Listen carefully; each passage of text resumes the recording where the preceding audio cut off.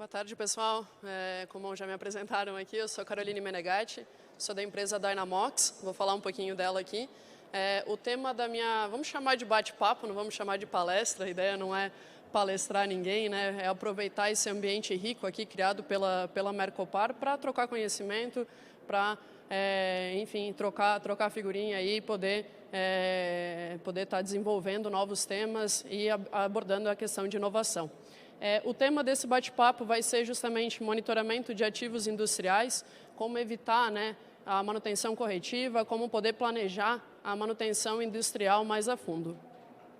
Entrando um pouquinho aqui, mas já não se aprofundando muito ainda, mas entrando na questão de tipos de manutenção, não sei se todos aqui têm um background de manutenção, então eu trouxe esse primeiro slide para a gente poder estarmos aí todos alinhados, né? Mas dentro do ramo de manutenção, existem várias nomenclaturas, a literatura traz muitos itens, né, muitos termos, mas eu queria focar em três principais aqui, que seria a manutenção corretiva, já foi bastante falada, né, até pelo Carlos, que é a manutenção de deixar quebrar, né? Eu só atuo numa máquina quando ela efetivamente apresentar alguma falha, parar o funcionamento dela, né? O Carlos já comentou, eu vou comentar também das questões atreladas a custos, né? Geralmente é muito mais caro eu fazer uma manutenção desse tipo e também, né, não posso entrar também na questão de riscos, né? Imagina que um operador está próximo no momento que uma máquina falha, ele pode trazer riscos aí até a saúde do colaborador. Então tem diferentes motivos aí para a gente tentar evitar ao máximo essa manutenção corretiva, né? Passando um pouquinho também, a gente tem a manutenção preventiva, que tem o objetivo, né, de atuar antes de eu ter uma corretiva de fato, de eu ter uma falha do equipamento, mas muitas vezes ela não aproveita a vida útil total de um ativo, né? Eu vou trocar em X horas, depois de 200 horas eu vou trocar a peça, depois de 2 anos eu vou estar trocando o equipamento e assim por diante, não necessariamente eu aproveitei o máximo a vida útil desse ativo, né? Então eu também tenho motivos para tentar ir um pouquinho além. E ir um pouco além, nesse caso, seria entrar numa manutenção preditiva, numa manutenção baseada em condições. O que isso quer dizer mais a fundo? A gente brinca um pouquinho que as máquinas elas falam, elas se expressam de alguma maneira. Elas não vão levantar a mãozinha e falar, oi, eu vou falhar hoje, mas elas têm formas de se expressar. E eu monitorando justamente parâmetros, por exemplo, eu posso estar monitorando a pressão de uma bomba, eu posso estar monitorando a temperatura de um motor, umidade do ambiente, vibração, corrente e outros parâmetros que vão me dar indicativos de que algo não está dentro do padrão de funcionamento normal de uma máquina, certo? E dentro da empresa, né, que eu trabalho, vou falar um pouquinho mais dela depois, mas dentro dessa empresa a gente focou em 2 desses parâmetros principalmente, na questão de vibração e na de temperatura. Já estamos expandindo para outros tipos de sensores, mas o principal foi, o início de tudo veio com vibração e temperatura. E o porquê disso, né? Talvez seja um pouquinho pequeno para vocês lerem, mas essa é uma curva de falha de um equipamento. Então, é conhecida por curva PF. Eu trouxe um pouquinho mais aqui, que ela é DIPF. Então, ela começa com o design, com o projeto de uma máquina. Se já no projeto eu fizer um erro, muito possivelmente eu vou ter, né, muito provavelmente, eu já vou ter uma falha ocorrendo nessa máquina. Então, eu já tenho que me preocupar desde a questão do design, que seria esse D, de ter algo realmente bem projetado. Após isso, eu tenho a instalação da máquina. Eu tenho efetivamente colocar ela no ambiente que ela vai estar operando. Se ali eu já fizer erros também, se a máquina ficar desalinhada, se ela ficar desnivelada, eu já insiro também falhas dentro desse processo. Passando um pouquinho, aí entrando mais onde a gente vai focar aqui, na curva PF, é a curva onde eu tenho, o P ele representa um momento que essa falha ela já começa a ser perceptível, digamos. É um momento que uma falha já está ocorrendo, né? Ela já iniciou uma falha. Quando ela está bem no começo, existem diversas técnicas aqui, deixa eu ver se eu sei apontar. Aqui. Existem diversas técnicas aqui que estão sendo representadas para identificar falhas. Por exemplo, quando eu tenho uma máquina que ela já está fazendo algum ruído, já é um sinal de que uma falha já se propagou e já está no estágio mais avançado. Quando eu tenho um motor que eu também não consigo, às vezes, botar a mão de tão quente que ele está, já fugiu da temperatura padrão, também já é um indicativo de que a falha está mais desenvolvida. Mas aqui dentro da opa, acho que é esse botão aqui. Dentro da manutenção aqui ainda preditiva, a gente tem algumas técnicas que se destacam, que permitem que eu antecipe, digamos, falha, que eu detecte ela de uma forma mais cedo. Uma delas é o ultrassom, que é esse primeiro ponto, né? Geralmente, é realmente para pegar um fio de cabelo em um rolamento, muitas vezes, mas nem sempre ele é uma tecnologia tão acessível, tão fácil de se utilizar. E depois, já na sequência aqui, a gente vê a análise de vibração. Então, em suma, não vou entrar em muito detalhe aqui, mas a vibração é uma técnica muito utilizada, não é novidade no mercado, já é algo até relativamente manjado e é algo muito fidedigno para trazer de máquinas rotativas a saúde do equipamento. Então, o que é a ideia, né? Monitorar, e aí eu vou mostrar mais detalhes depois, mas a empresa que, justamente a Dynamox, ela vem com uma inovação, né? Como eu comentei, a vibração ela não é novidade, mas a forma de medir ela, essa forma que a gente está propondo sem fio, eu vou mostrar mais slides depois, ela sim é algo novo, né? É algo impensável aí alguns anos atrás. Então, passando um pouquinho aqui só para entrar na empresa em si, a gente fica sediado em Florianópolis, a gente desenvolve isso que eu vou comentar mais a fundo agora, que são sistemas de monitoramento e aquisição de temperatura e vibração. Hoje a gente está com já começamos como uma startup, e já hoje estamos com 130 pessoas dos ramos mais diversos, e a gente desenvolve desde o hardware, que são os sensores, o gateway que eu vou mostrar para vocês, até o software, porque eu preciso ter formas de analisar isso, formas de gerar valor e gerar resultados, né? Bom, somos certificados ISO 9001, ISO 27001 e atuamos em diferentes línguas. Falando um pouco do sistema em si agora, como é que funciona, né? A gente, como eu comentei, a análise de vibração ela já é feita há muitos e muitos anos, né?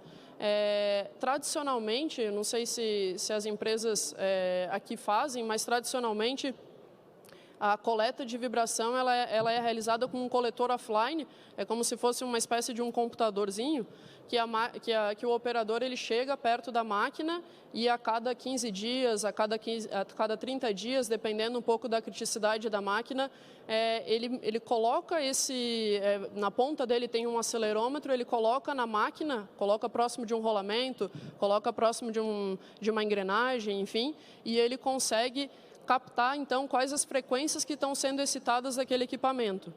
O que a gente percebe, né, é que isso, além do risco associado de estar próximo a partes rotativas da máquina, também tem uma questão de muito tempo sem coleta. Em 30 dias, muita coisa pode acontecer. Então, a gente vem com uma solução que ela consiste nesses sensores que eu mostrei aqui, de vibração e de temperatura. A ideia é instalar eles em máquinas rotativas. Então, por exemplo, no motor, geralmente eu coloco 2, no rolamento dianteiro, no rolamento traseiro. Em redutor, depende da quantidade de eixos. Bombas também posso estar monitorando, de compressores. Todos esses tipos de equipamentos rotativos, e eles ficam fixos por parafuso e arruela de pressão. Eles ficam fixos na máquina e eles ficam continuamente monitorando. Então, antes eu tinha essa medida a cada 30 dias, hoje eu vou ter, de uma maneira, em questões de minutos, eu tenho dados sendo gerados e um comportamento de máquina sendo traçado. Tudo isso depois, deixa eu mostrar aqui. Então, esses são os sensores ali instalados nas máquinas, né? Temos diferentes modelos, eu não vou entrar em tanto detalhe aqui, mas eles, em suma, eles pegam o baseline, eles monitoram a máquina, geram históricos e tu passa a conhecer de fato o que a tua máquina como é que a tua máquina trabalha, qual o padrão de funcionamento dela. Isso tudo depois eu posso está comunicando ou está coletando esses dados de vibração e temperatura para um aplicativo celular. Aqui são algumas telas, a qualquer momento eu posso me aproximar, e eu digo de uma distância segura, né, e coletar via Bluetooth os dados dessas máquinas.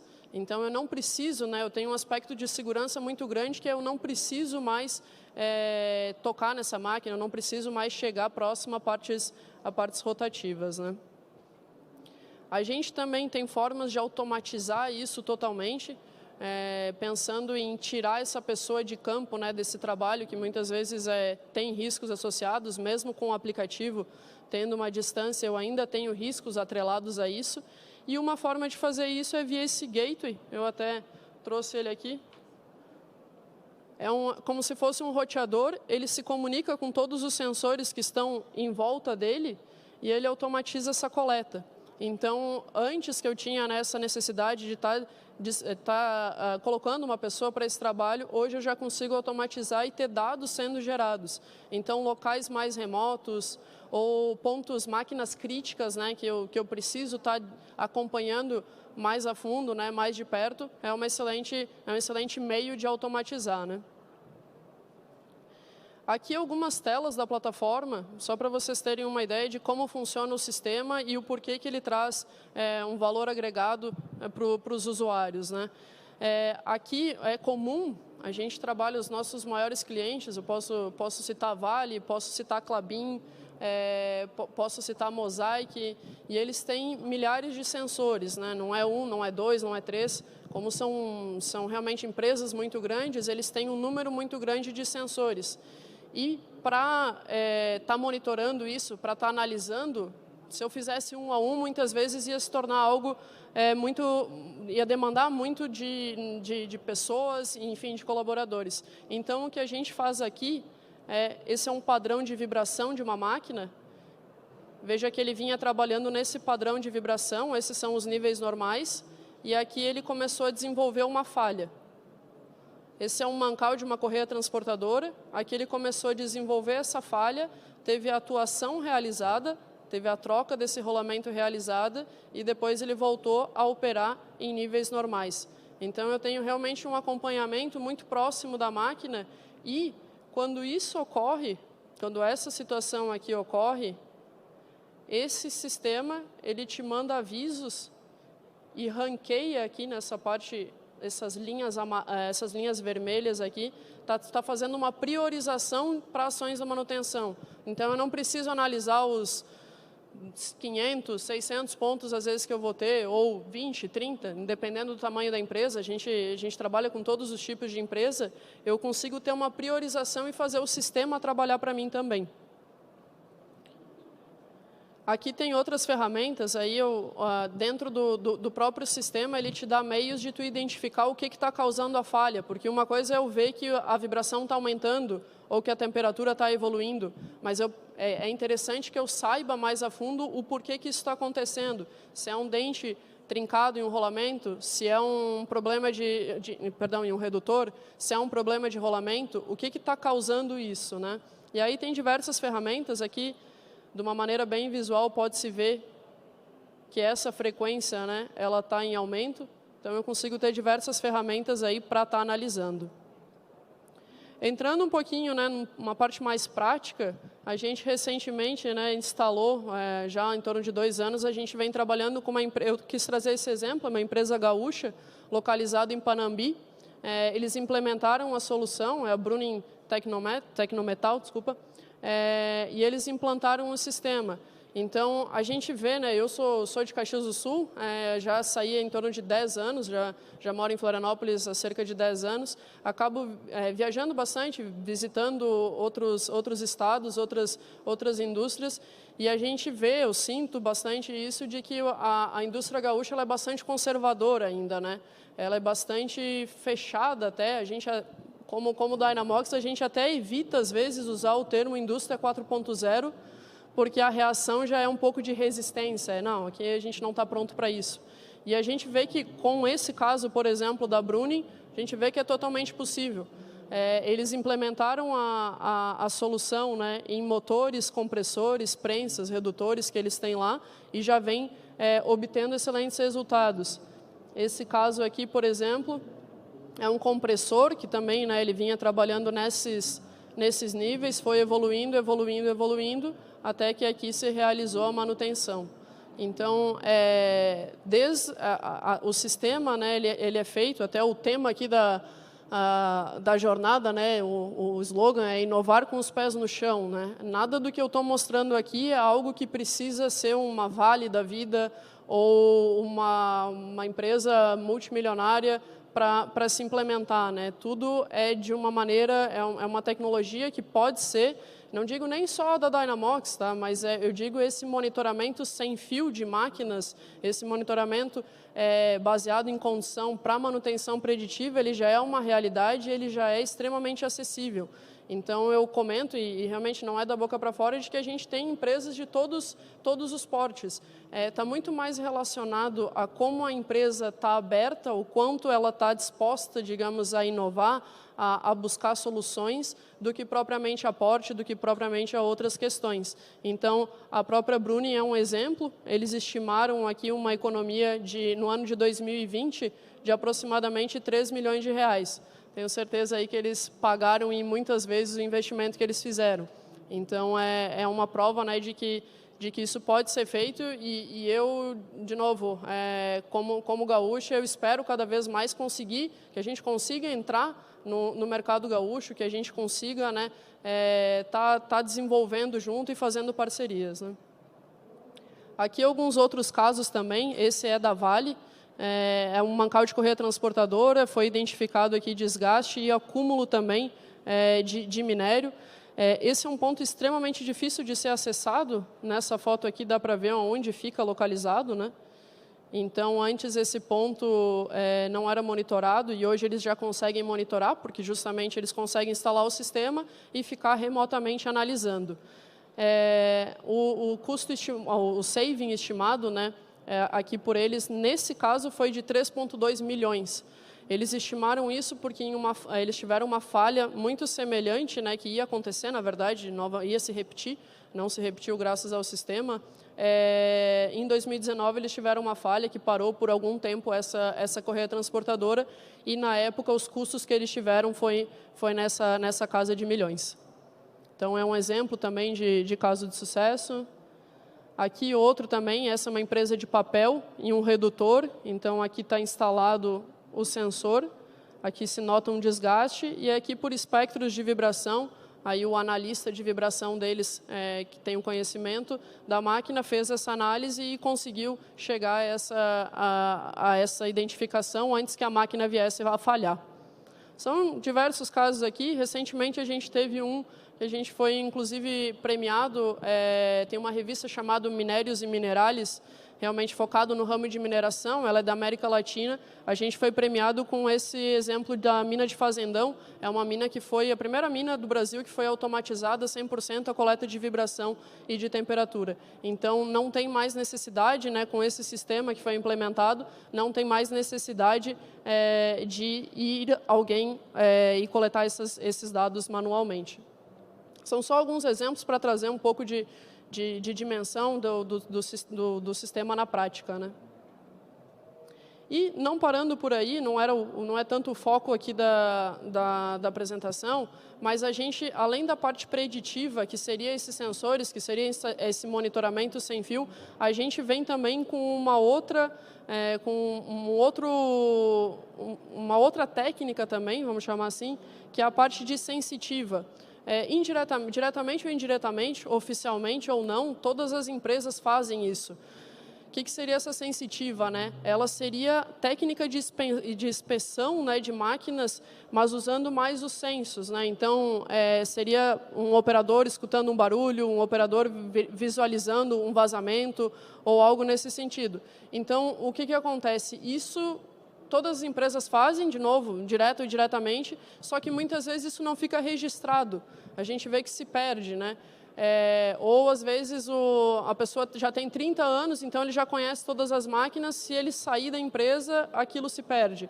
Então, essa parte de sensitiva, ela funciona no mesmo aplicativo que conecta com os sensores, ela funciona, então, de certa forma, todo centralizado no mesmo aplicativo, e ela permite que sejam criadas rotas de inspeção. Então, se eu sou uma inspetora, se eu sou um operador numa empresa, eu posso, a cada 7 dias, aí a periodicidade pode ser definida, eu consigo dizer, eu vou ter que inspecionar a cada 7 dias um motor, a bomba, o redutor dessa área aqui. E eu coloco também o que precisa ser visualizado, o que precisa ser checado. Então, eu trago tudo isso dentro de checklists de respostas, e eu posso, inclusive, documentar com fotos, posso documentar com áudios, e tudo isso fica salvo depois dentro da mesma plataforma, dentro do mesmo sistema. Então, eu tenho uma integração de conhecimentos mais de campo, de pessoas que já têm, já estão na empresa, já têm o conhecimento das máquinas, e eu também tenho a parte de sensores. Então, se, por exemplo, eu como inspetor, eu verifico que tem um vazamento, muito provavelmente eu vou ter um defeito aí de lubrificação, eu vou ter um desgaste posterior. Isso também vai ser apresentado nos sensores. O que a gente está trazendo aqui seria um conceito de inspeção integrada. Para mim, não interessa exatamente de onde está vindo. Se tiver uma falha, eu quero saber. Se tiver um início de falha, um desenvolvimento de uma falha, eu quero saber. Então, dessa forma, a gente cobre a máquina como um todo. A gente consegue fazer um monitoramento ainda mais completo, e isso nos permite gerar dashboards automatizados. O que seriam isso? A gente já vem trabalhando há algum tempo em detecção automatizada. Ok, os dados vêm sendo gerados, os reportes de campo vêm chegando. O que a gente faz com isso tudo, né?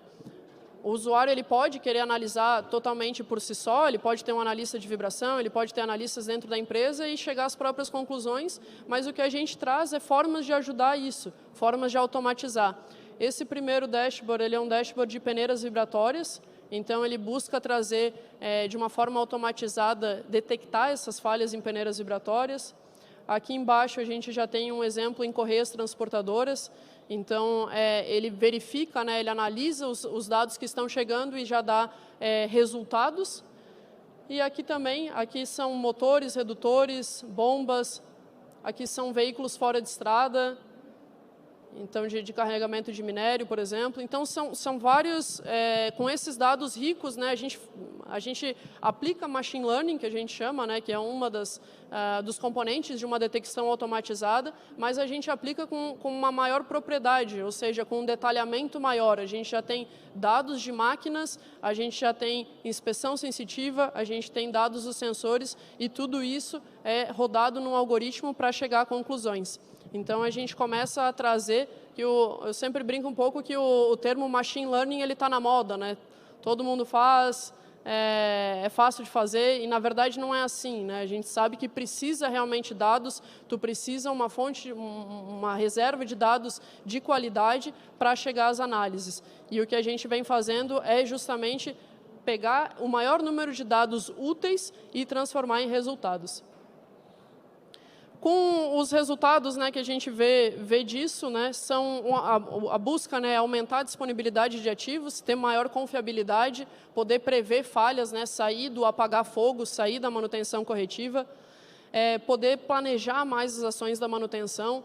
Eu sempre brinco também que quando eu ligo para alguém de manutenção, tu tem que ligar 3 vezes para conseguir falar com a pessoa, de tão corrido que é esse ramo, né? Realmente está sempre ou apagando fogo ou fazendo alguma coisa, né? Então, a ideia aqui é poder planejar, é poder dar um maior, realmente, tempo para que as coisas sejam feitas e poder trabalhar de uma forma mais organizada e estruturada, né? Nem preciso falar em termos de redução de custos, é consequência, né? Evitar manutenções corretivas e até sair um pouco só da preventiva, né? De eu troco, não importa como está o funcionamento. Comentei já da questão de ações de manutenção não planejadas, ter um acesso mais seguro ao maquinário. A NR12 ela vem com a questão de proteção de máquinas, né? É a dor de cabeça de todas as empresas, mas na verdade ela vem por um motivo, que é segurança. O que a gente precisa fazer é achar formas de trabalhar aliado, né, com essas normas. E dados centralizados. Cada vez mais a gente vê que tem uma demanda muito grande de ter os dados centralizados, de ter os dados numa mesma plataforma, no mesmo local. A gente, como Dynamox, a gente acredita muito nisso também. Então, como eu comentei, né, já temos a parte de sensitiva, a parte de preditiva, já temos vários dados que ficam centralizados e ainda, além disso, a gente consegue fazer integrações. Então, muitas empresas têm um PI, por exemplo, né, um historiador de dados, onde todos esses dados são de diferentes variáveis, dados de processo, dados de pressão, dados de vazão, diversos dados aí do processo, né, ficam armazenados. A gente também consegue integrar e no nosso detecção automatizada a gente também usa esses dados. A gente vê que esse é um conceito que vem para ficar, né, de não ter 10, 20 ferramentas diferentes sendo utilizadas, softwares diferentes sendo utilizados, mas ter isso integrado no mesmo lugar e gerando valor. Eu acho que era isso, pessoal. Espero ter conseguido trazer um pouquinho da visão do que a gente faz e também, né, de que a manutenção preditiva, a indústria 4.0, ela vem para ficar. Aquela com pés no chão mesmo, não é que a empresa, né, vai sair, uma empresa de médio pequeno porte, às vezes vai sair, vai automatizar todos os processos, agora não precisa mais operadores, não é isso, mas de pouco em pouco, né, fazer com que isso seja parte, sim, do DNA da empresa, fazer com que esses conceitos, esse sentido de inovação, ele venha e ele dê resultados, né? Acho que era isso, pessoal. Obrigada, viu?